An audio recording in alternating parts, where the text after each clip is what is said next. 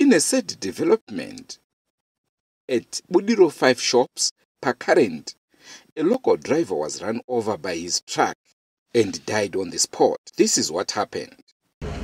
Paitika njodzi kuti mukomana uyu unova driver wemota yamuri sangana nenjodzi kuti anga chiedza kumutsa mota asi anga ari pamberi ari pasi pemota. Panonzi pane tambo dzanga dzakadembera.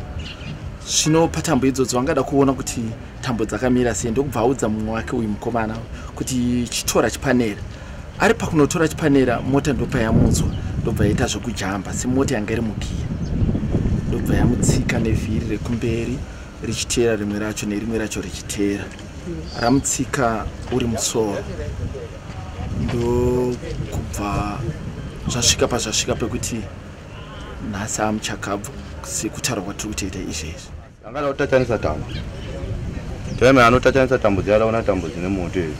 Yabva ichamba zvemuka tambo idzi. Vanhu tambo idzi. Simba racho chinembi yanga iri shamwari tati madhiraivha tichidhiraivha tese taingoshanidzana kuti mota yake ikafa nyangwe aikwanzi ndaikwanisa kumubatsira kumuyeupa bvira achishanda tiri kuwaterford kusvika tingoshanda tiri kuno.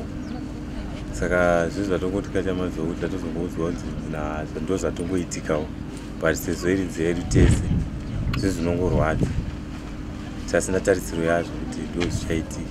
But Mwari atonga nekuda kwake. Mass Media, taking you to another level.